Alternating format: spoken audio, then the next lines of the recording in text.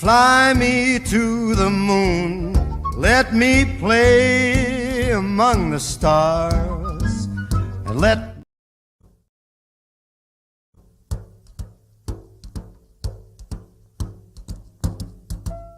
Fly me to the moon, let me play among the stars, and let me see what spring is like on Jupiter and Mars. In other words,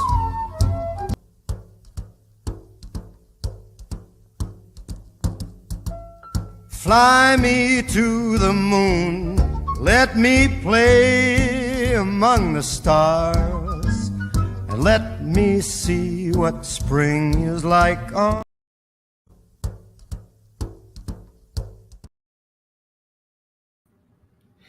Good morning, good afternoon, good evening, wherever you are. This is Benita Lee and Coffee Break Logistics and Supply Chain. It's quite the mouthful. We are coming to you from Canada today. And with me, I have a guest. We are going to talk about the new age of logistics and the race to automation. Hi, Cindy. Hi, Benita. How are you? I'm really good. Thanks for coming on the show. We really appreciate it. Thanks for having me. It's great to be here. Well, when you said the topic of the new age of logistics and the race to automation, I was like, there's a lot to digest there. There's a lot to dissect. So I guess let's start with what is the new age of logistics? I think that coming into the last decade or so, there's been a real push forward for technological advancements in streamlining the logistics industry. We've seen it so much in the B2C, like business to consumer network, where we have Amazon and all the all the package delivery services and all that sort of thing, and it's been so successful. It's now trying to incorporate that into the business to business model and figure out ways to change how we do things in order to really automate and simplify how to move goods around the world for business. I think that's the next big piece of the puzzle that we need for our industry to sort of make the change on a global level. Yeah. Right, with everyone's eyes towards artificial intelligence and supply chains that need to digitalize. I think you're onto something here. And then you call it the race to automation. So why is it that you call it that? So the last few years of my career, I've been working in a scenario where there's a lot of tech, a lot of development of applications, things like that for the client as well as internally for logistics services and things like that. And just being in that world a little bit has given me some insight into like where's the intent coming from? What is the focus out of the US and things like that, and the funding that they're getting from VC funding and capital funding and things like that to get their ideas off the ground, to even as a small portion of like automating one sector of the industry and things like that. And then the investments that large entities, C.H. Robinson, things like that, are putting into play for technological advancements in their software and that kind of thing. It's apparent that this is a key ingredient in how it's going to move forward, and the time of um, having the hard copy of everything and running it to customs and getting an actual rubber stamp on it and moving it and all those things that were required, and having runners take things to the port to get the And containers the long room. the long room copies and all those sorts of things really needs to be part of the past, in order to accommodate for situations like remote work. I mean, COVID was really shone a huge spotlight on this. I mean, this started 10, 12 years ago that the tech movement really engaged, but COVID, I think, shone a spotlight on it that was undeniable. Absolutely. I remember, monitoring the feed while the pandemic was upon us, and executives, supply chain executives, and CEOs being in the boardroom saying, "We must digitalize our supply chains." But did anyone know what it really meant? I wonder. It's such a deep project with so many different complicated pieces to it. It's when you look at it as a whole, it seems almost impossible, daunting at the very least. But when it's broken down into, how would we automate driver tracking, and how do we figure out what shipments are on what truck, and things like that. We want to experience, our clients want experiences just like we can with your food deliveries and things like that, where I can see the driver driving down the road with my pizza I ordered. They also want to know that container I ordered, and when it gets off the dock, where's the container? Is it moved to the third-party warehouse, or is it still on a truck, or is the truck actually en route to delivery, and all those good things, and getting to the point where we have that visibility, that clarity, on a system that's going to have some sort of commonality that can be accessed by individual businesses or that sort of thing. It's how do we get there, right? And that's Right. the question now. So what I'm hearing is, like, just as we, track our Amazon or our food delivery through like Uber Food or DoorDash, manufacturers and retailers and businesses want to be able to track where their containers are coming, like from China or where have you. Yeah, and I think it's a bigger, like, when you think about the whole logistics system, all the pieces that are at play, from your purchase order management, your warehouse management. You think about all of those things and integrating them all into one. It becomes a gigantic piece of the puzzle for industry. And then you have customs export on the side of where it's leaving. You have import on the side where the country that it's importing to. If you re-export sales from the country, you have a drawback opportunity and tracking of where things went, and tariff payouts and tax payouts and things like that. It's a lot, and to think about the compliance and that sort of thing for every country that could be involved in those things, and end-to-end visibility that will be looked for. It'll be exciting to see how far we can get in the next decade, for sure. Right, because like there's one part that could be domestic, and then there's another part that could be trans-border, and both pieces look and act differently. I love that you're not only in the logistics and supply chain arena, you also play in the trade compliance area. So it's always nice to meet somebody that knows what I do. Yeah. I'm in Canada. I'm a licensed customs broker. I hold my CTCS, my CCS with CSCB, and we I've been focused on customs for most of my earlier career, and later, learned a lot more about the logistics, the shipping, 3PL, freight forwarding aspects of things, and e-com, automation there, all sorts of other things that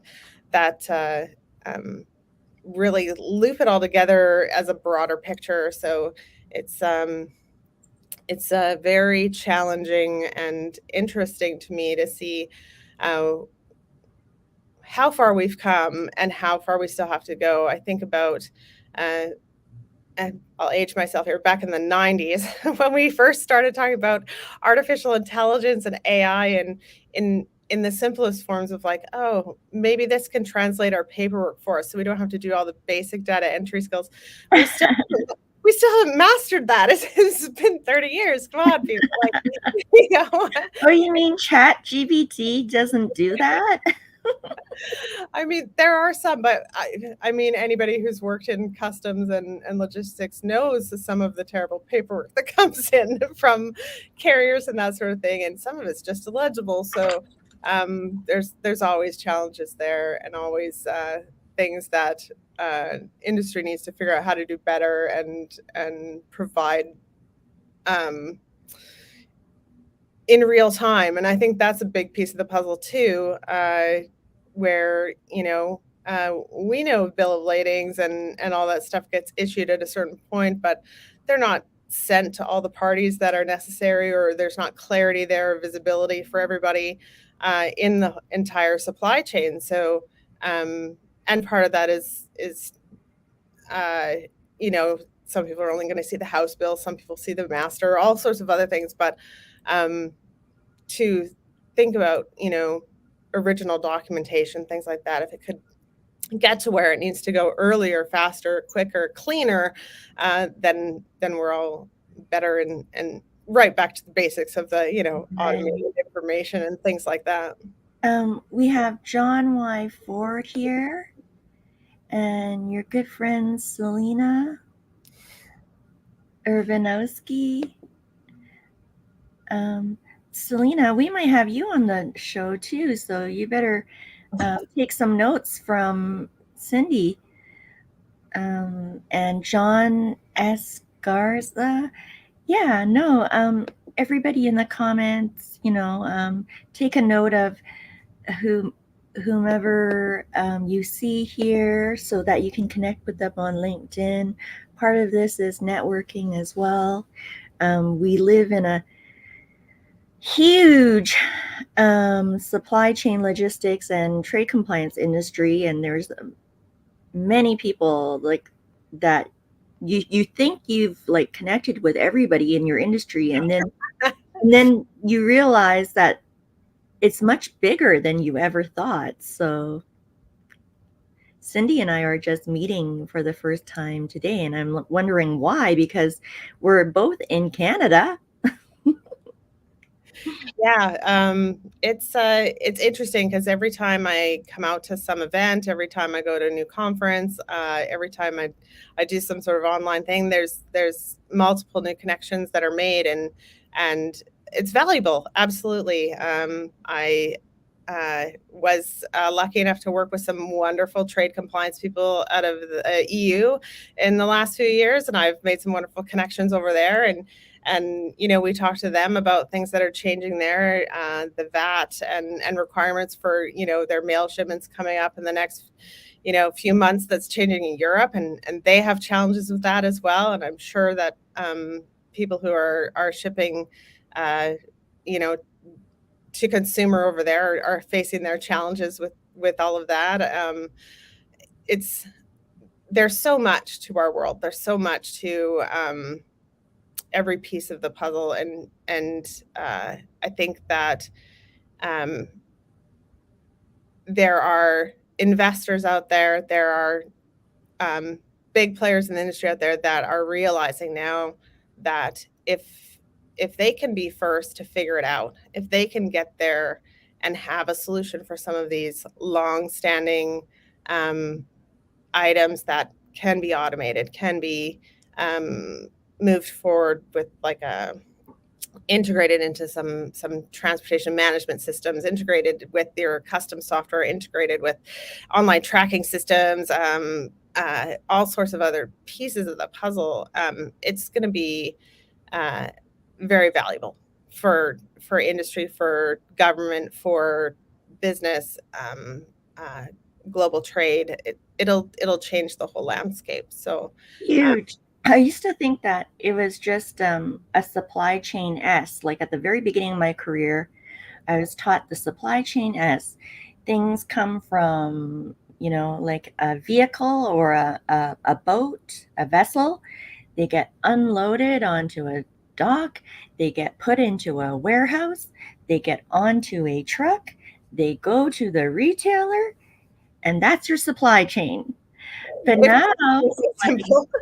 yeah, 20 years later, now I'm like, this is a bowl of spaghetti, and you don't know where one piece of spaghetti ends and where it ends.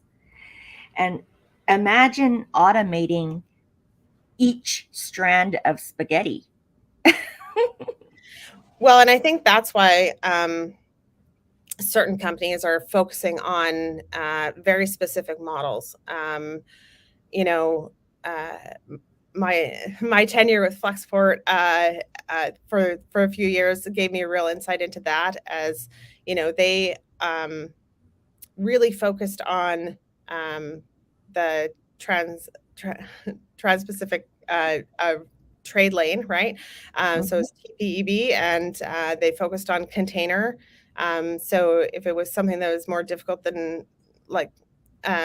or needed something specific other than container for movement, it was a little bit outside of the original scope.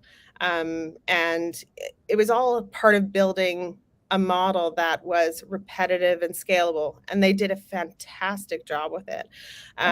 Seeing how they managed to grow and things like that. I know they're in the news right now a little bit because they've had some restructuring, which is unfortunate. I reached out to a lot of my colleagues there over the last couple of days, but I wish them the absolute best in all their success, and that I left there a little while ago. But it really does shed light on whether there will be specific companies who specialize in real niche markets, and they'll be able to build the structure for that, or if there will be multiple different structures within the same organizations to be able to focus on this piece and that piece, and how we look at that. I mean, I worked in an environment where we did vehicle imports, crazy amounts of vehicle imports to Canada for years and years, and dealing with how do you get four vehicles inside a container and watching them unload it, and the suspension of them, all that sort of thing. Right. It's so interesting. And then there was the roll on, roll off ships, and all those things. And that's an entirely different market than something that is going to be manufactured, put in a box, put on a pallet, put in a container, and move. Absolutely. I would say that with the large industries like commodities, and then e-commerce, the needs are so vastly different. Like being part of multinationals with Canadian entities that are exporting into the US, and seeing the automation that can go on there, it's totally different than what a retailer might face, right? I handled like exception reports. So that's when something doesn't quite fit the repeatable mode. And so my job was really to address exception reporting, which happens a lot. It does, absolutely. I think and exceptions can't be automated, right? No, no. It becomes much more difficult to have something streamlined into an automated program when it's so different from everything else that's in a regular, everyday, expected sort of movement. Um, there's been companies that I've worked with in the past that do crazy things, ship completed breweries across nations and things like that, and that's not something that's going to fit in a container and that sort of thing, and you're going to charter aircraft and all sorts of other crazy things, or other companies who are manufacturers of water slides or roller coasters, things like that. There's so many mining equipment, all sorts of things that have so many exceptions to the rules, and so many industries that Like need different parts. then they need specifics that work for them. And so there has to be a portion of the forward thought that's going to take into the thought process, the customization that's going to be required for that. So what do you think it's going to take, Cindy? Like, what are some ideas that you've come up with during the years? Like, because I know that I've come up with ideas, and it's like, but I I didn't get my laboratory to. Well, some of my ideas I have, and they were successful. Like, I would say that one of mine was, instead of having one customs compliance or one customs broker and one freight forwarder, is to manage the best of the best within the regions that you work in. And so to get away from that centralized system to integrating with perhaps a Canadian customs broker on the Canadian side, and then a US customs broker on the US side, that can really work together collaboratively. So getting competitors to play with competitors to serve your business so that they're more partners. There are a lot of customs brokers who build their networks in order to have functionality on both sides of the borders. Some are really good at it. Some focus more on one country than the other, and have better offerings in one or the other. So it's hard to discern what is the best path forward necessarily in those situations. For that particular company that you're working for. Right. Right. And it comes back to also the I don't know if you've heard this expression before, but you marry your customs broker, you date your freight forwarder. I totally seen that joke.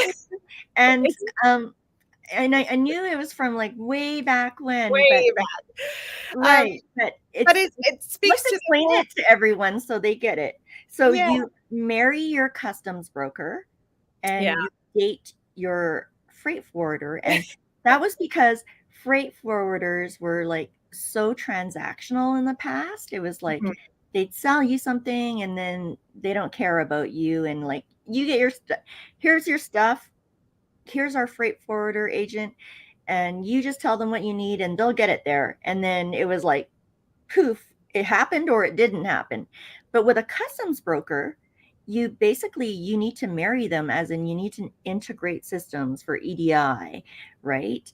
And you need to really work with them as a partner. Like when I was in an organization, I would have meetings with both my Canadian broker and my US broker in 1 week so that nothing ever fell off the track.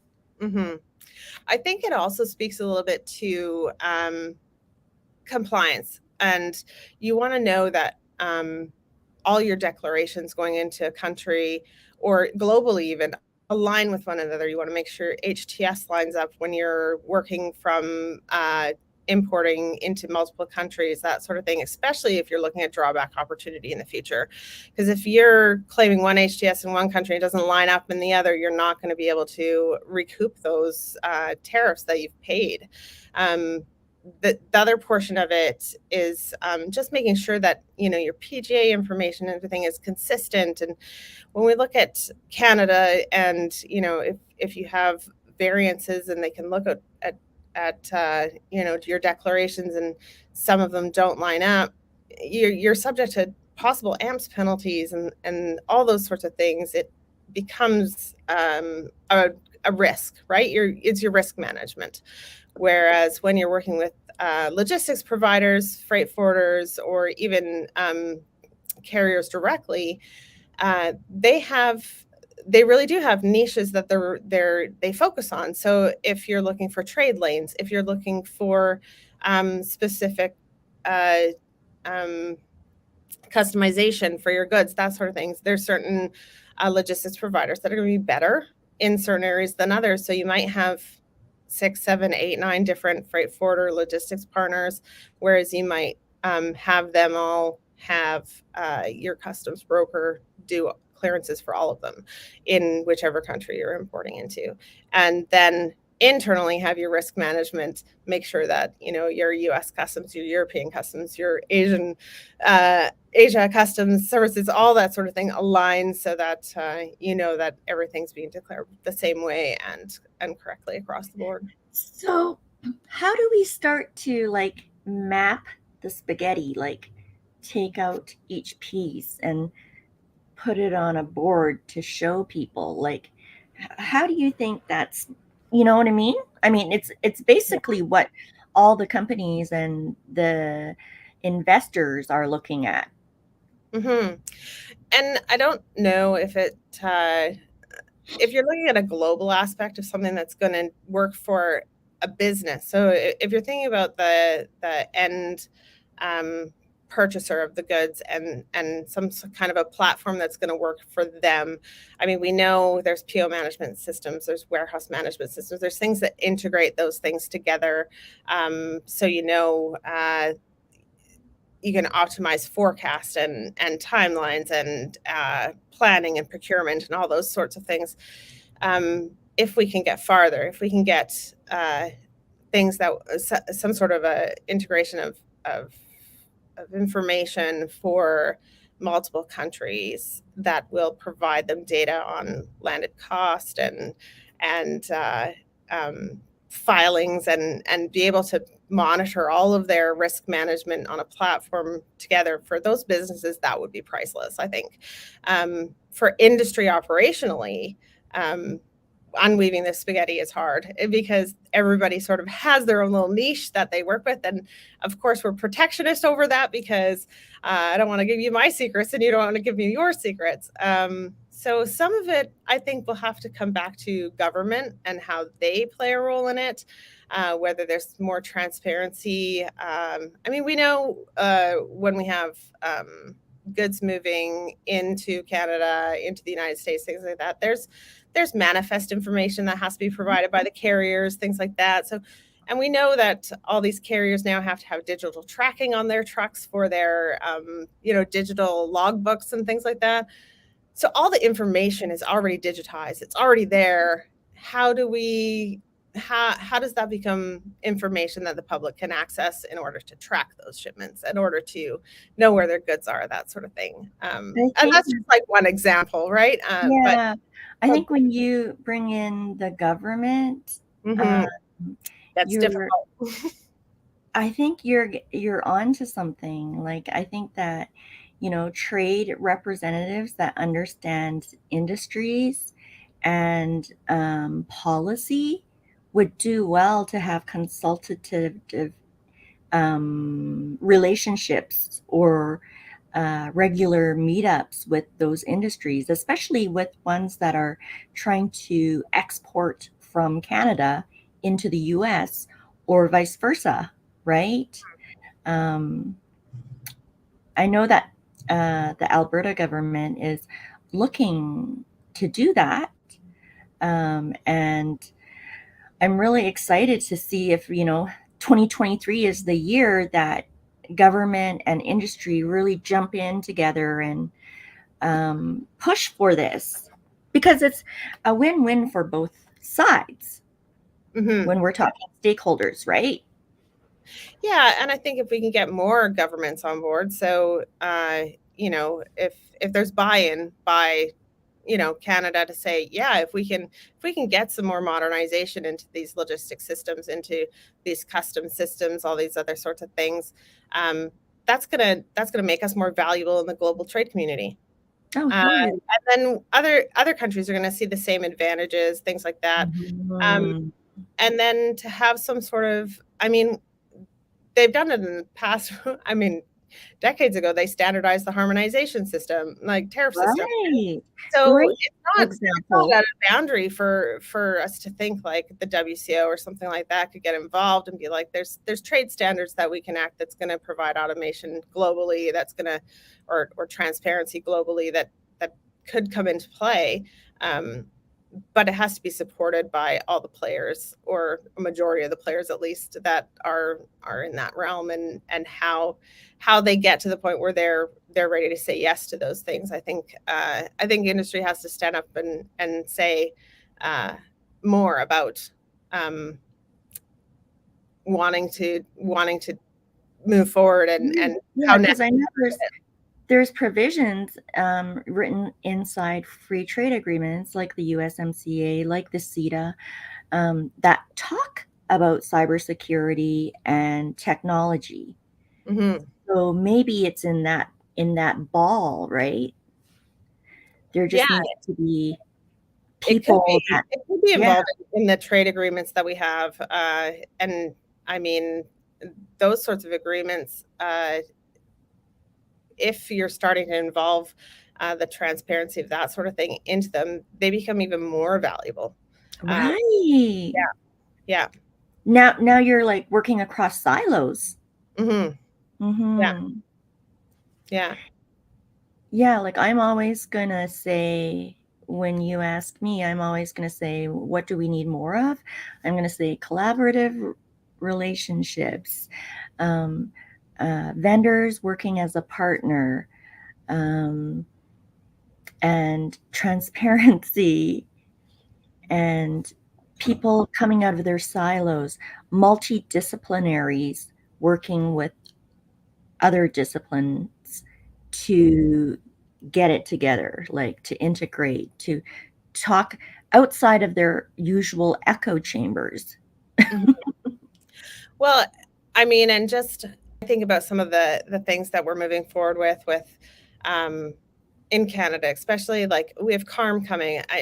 It's a few years delayed, but it's supposed to launch this year, and I see advantages to that, having portals for importers, things like that, ways for us to automate sort of the bonding processes, other things like that should be coming along with the system.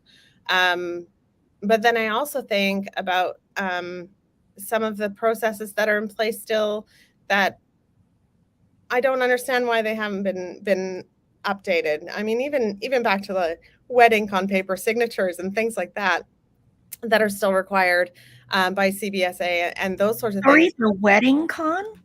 A wet ink on paper, like you have to actually sign the forms and send them into them. I need to clean my ears. No, that's the wet ink on paper.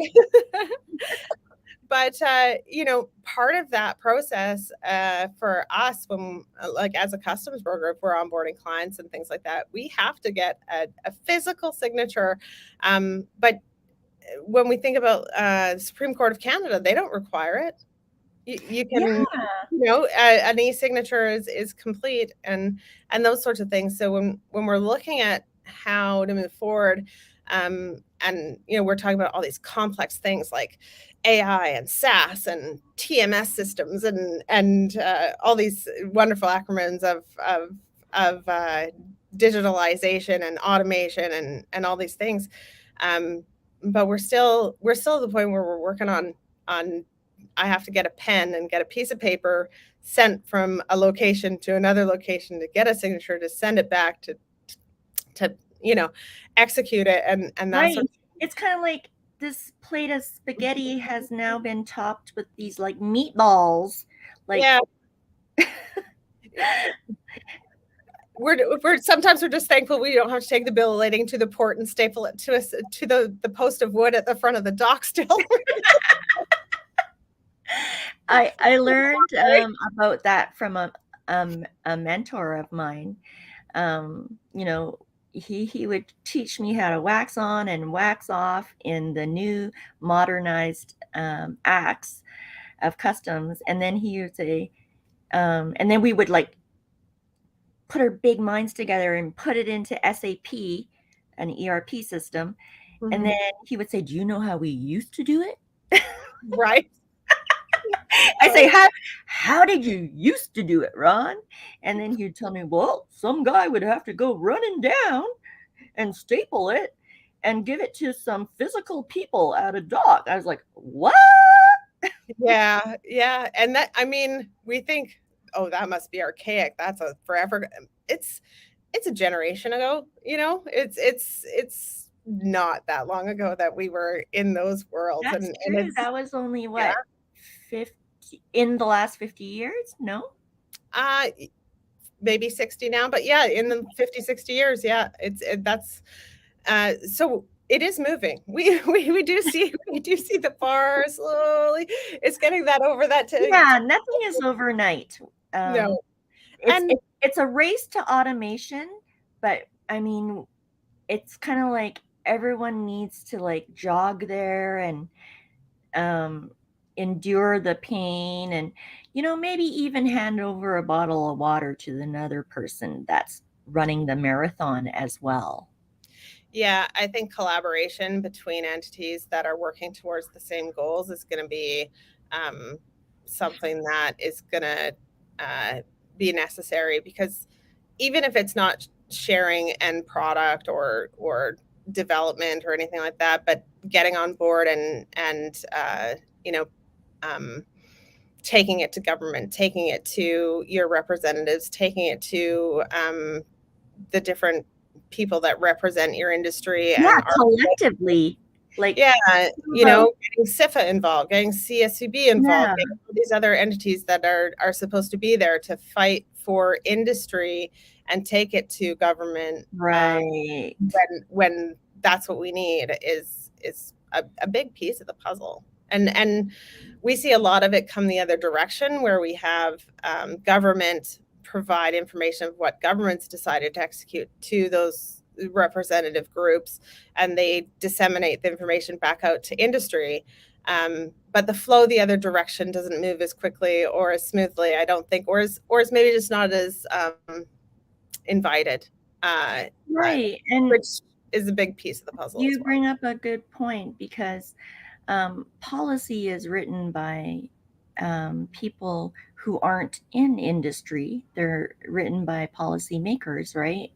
Mhm. And then for people in industry to apply those policies is sometimes a real different world and sometimes is not executable, right?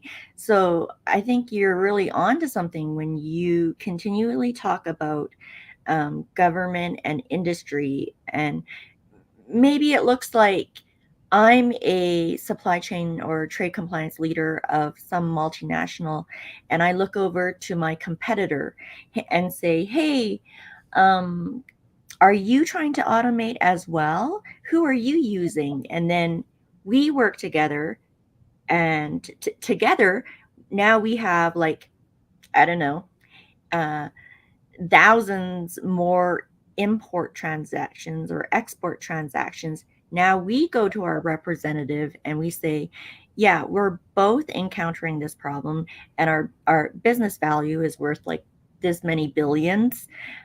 Help us out here. Like, we want to automate, we want to be compliant, we want to get our goods in time, we want to like add to the economy, but we can't because policy and practice don't match. Yeah. Yeah, I think and that's it as well as you mentioned, having the stakeholders in industry be the ones that are leading the charge is part of it because when you look at um, individuals or smaller companies and things like that, they come forward and have their um, needs and asks and wants and all these other things. But if they're only, you know, less than 1% of the market share, uh, Right. they're, It's like, who cares? okay, we hear you, but maybe that's not our priority. Right. That'd be nice for you to have, but obviously nobody else is interested in it because it's not being talked about by the people who have 30% of industry share or 20% of industry share. Um, Right. and that's where it's hard for the smaller um, companies who are trying to build something new, trying to bring things that are advantageous and streamlined and automated to the forefront. And that's why they need places like Y Combinator and things like that that'll bring VC money to the table, that are going to be able to really help those individuals who have the vision and have the insight to get to market share, to get to the point where their voice matters as well, and that they'll be able to push hard enough to have what they want to build and what they're doing have an effect with that side of things. Right. You talked about like this this concept of VC money driving the change in the technology has really only been quite new. Like it didn't exist. We didn't hear about that 20 years ago. And it really is. I think you hear about it in Canada, but it really is a big factor right now in different companies that are building tech for logistics, for sure. Right. Tell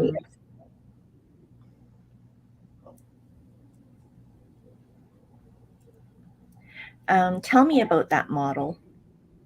I really don't know.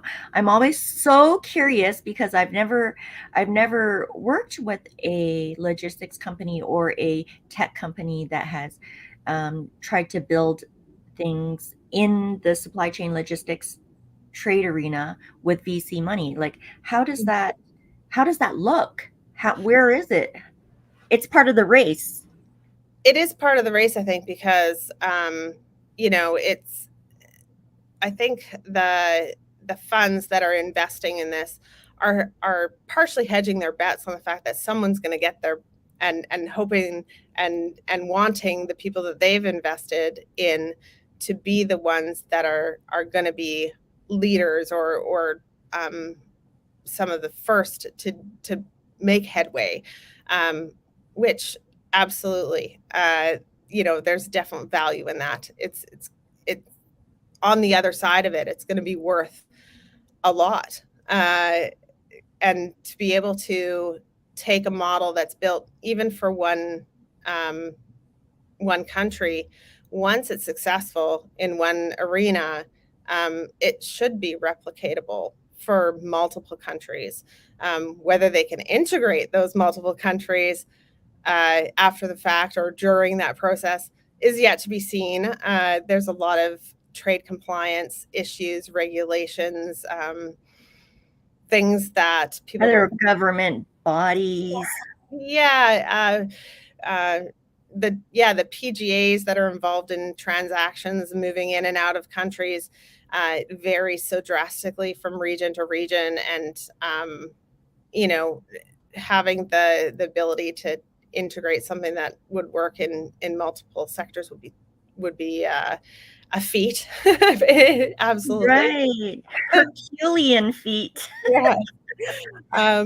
I mean, experts that you would need in all of those areas to be able to implement something like that. Right. It's crazy to think about, but to these companies that are investing in this market, I think they know that when they have people with great ideas, when they have visionaries that are coming forward and applying, being like, I'm starting this business, I want to build this tech, and it's going to solve this piece of the puzzle. And I'm, the next person's forward and they have something they have a solution for this piece of the puzzle. I think they know that nobody's going to be able to do it all. But if they get enough investment into various entities that are going to tackle a variation of the pieces, eventually they'll be able to put all those pieces together and have something that's going to provide a larger solution. So right, I like that, Cindy. You've managed to describe it in a way where I can envision how it could happen. Mm-hmm. Yeah, and it's kind of like your spaghetti analysis. So Mhm. pulling one piece of spaghetti out and is like, how can I fix this piece of spaghetti? Right. And then somebody else is pulling on something else. I think there's a lot of really smart, really talented people that have some great ideas at the moment that are coming forward, and it's exciting to see. It's exciting to see where, in 5 years that is going to be able to take us, how that'll have an effect on business, on I mean, I just think about, the years of, I mean, COVID was an entire exception to the rule because logistics and shipping and everything else was just crazy. But even when we think about a regular year and we have peak and we have high season and we have, all those other things we take into consideration as a logistics provider. And when we're looking at rates, we're looking at delays in steamship lines, we're looking at, people getting rolled off ship. Like when I say that, they're not physically getting rolled off a ship. they're, Off a plank. their goods are getting bumped off their booking and being applied to a new next ship that's available. But that's an industry term. But it becomes frustrating. It becomes delays. It becomes expensive. Right. As we And that expense really falls to the economy, to the consumer, right? Like, absolutely. where else does it go? But the reason why we see raising prices right now. Yeah, it definitely is. We see, if something costs more to get it onto the ship, it's going to be passed through to the person or the company that's purchased it on the other end, and they're going to pass it through as their equivalent to the customer so that they can ensure that they make their margins. Because when it comes back to it, all these companies have a bottom line. They got a P&L, they got a balance, and they often report to a board of directors who's wanting to see how their profits are for that quarter, and they gotta balance the books. So end consumer ends up paying for it in the end. And we know with inflation, just this year alone is insane, and that sort of thing. And if we can get some solutions in that are going to mitigate some of these areas that we know are problems, that we know happen every year, that we know are trackable, traceable, that's data in the books, why can't we fix it? Why does it happen every year? Why is it the same every year? Why do we have all the same issues consistently all the time? There's got to be an answer. There's got to be a solution to it. And when we what do you think is I'm reading a book right now called The Heart of Business, the next era of capitalism, and it talks about like businesses and corporations that are people first instead of profits first. What do you think is the key here in the transportation, logistics, supply chain, trade compliance world that we can get from books like that? Like, what is our noble purpose, and like how we get everyone on board? Like, you talked about getting great minds together, like the experts. How do you get them to work as a team and collaboratively to, win this race of automation? Yeah, I think there's a big part of, a buzzword that's been hopping around the business world and definitely the tech world for the last however long is culture in your business place and things like that. And when I think about culture in the workplace, I don't just think about the perks, like did they buy you lunch on Friday or that kind of free coffee. That kind of happens from time to time and things like that. But culture is more of a, how do I feel every day when I get up and go to work? How do I feel when I have meetings with my team members? How do I feel going to management? I mean, when I have to manage up, and how does that work for me? How is that received? How are the leaders of the business taking that on? What does that really look like? Is it just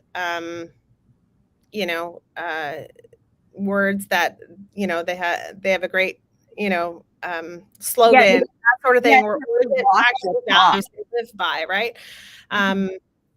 And we see a lot of companies struggle with building culture and trying to integrate that into their systems. I think there's a big challenge there, and for people to really want to work collaboratively, to get these minds all in the same room, to get the people with the great ideas all working together, to have that real positive situation, there has to be an open understanding from the top down so that ideas can move from the bottom up. And without it, it's just, you're just going to be, fed instructions that are going to by a board of directors, and or then by everyone's just running on that treadmill. Yeah. You're just on a treadmill instead of like running the marathon together and, handing someone a bottle of water beside you that you might not know. You're on a treadmill. You're all on your own. You're on a treadmill. It's funny that, automation means less people, but in reality, it means more people working together, more people working collaboratively, more minds brainstorming together. I think it changes what people are doing.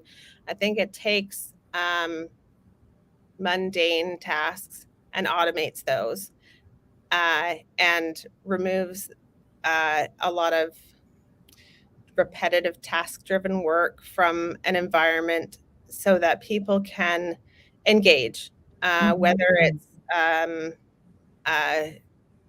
customer success teams working with their clients and being able to give forethought into what is your actual design of your business and how can we improve what we're offering to you? Where are we missing that, we have offerings that you're not taking advantage of, all sorts of other things.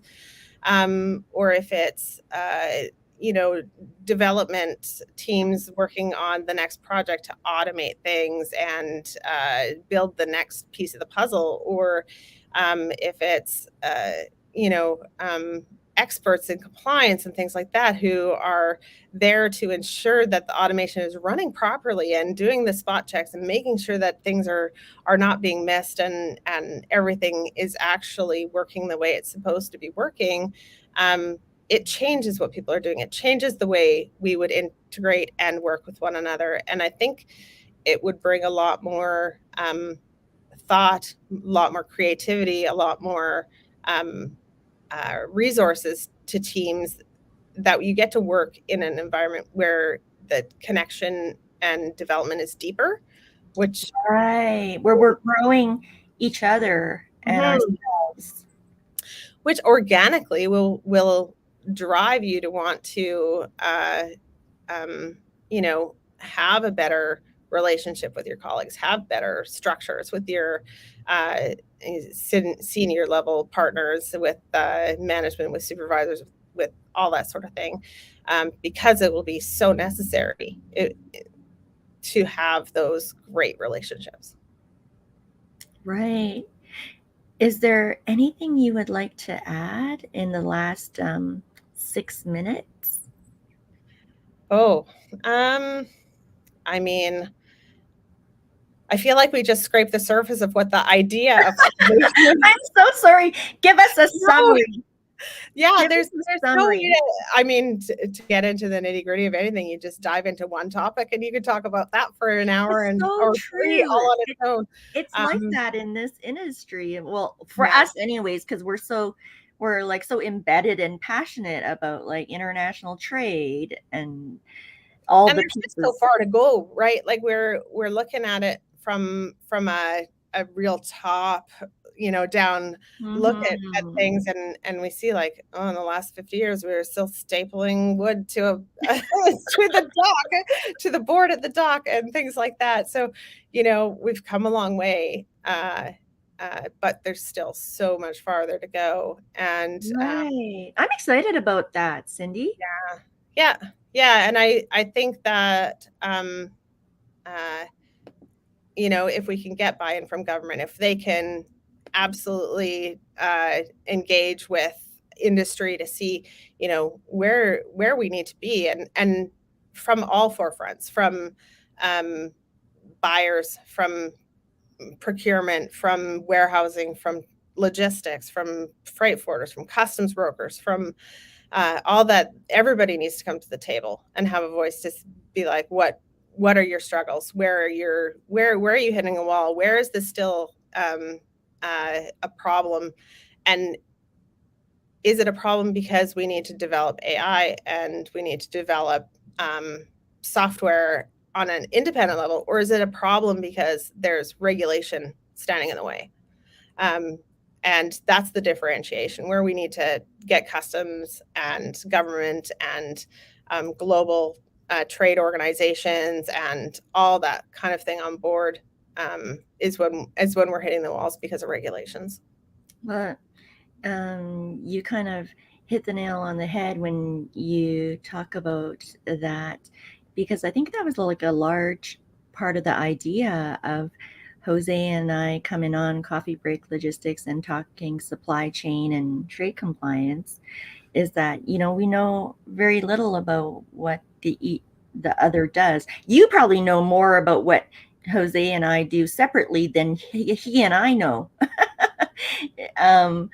But he and I, we realize that this person is like a cousin of mine in supply chain, but how does it all work together? And in developing a relationship with him over a year, I'm finally getting more of how things are done in his world, and he's getting more of how things are done in my world. And now we have you, so I'm so happy you put your hand up and said, hey, I wouldn't mind being a guest. And I hope that we'll have you again in the future, and like talk more about this, because we're going to have this conversation for the next 20 years, right? Oh, at least. I'm just like throwing out a guess because I don't know how quickly technology is moving. Yeah. But yeah, and then we'll both be retiring, and then we'll just care a little bit less about it, probably. We'll pass on the torch to those that we got the wonderful chance to work with, all the younger people who have all the even more noble and progressive ideas than we have, and let them take over the realm of leading all the charges and that sort of thing. But yeah, it's super fascinating to me to see the number of people that are interested in this. That the way our industry was just sort of like under the like under the a blanket for so many decades of I would tell people I'm a customs broker, and they'd be like, you do what? Mm-hmm. Do you stand at the border? You work with the stock market? No, not that kind of broker. I work with customs. Oh, you're a customs agent. You're like a guard. No, I'm a customs broker. And then I, you try to explain it in the most layman terms that you can, and it's like kind of like an accountant for goods. I report things to customs and make people pay money for them so they can get them into the country and make us compliant and all, And it's funny because for the most part, the general public doesn't even know that is something that happens for goods to get to the shelves. No. And now that with the last little while of the logistics craziness and people understanding that that's part of what's changing our environment and what's happening with our increase in costs for end products and things like that, I think it becomes more apparent to consumers.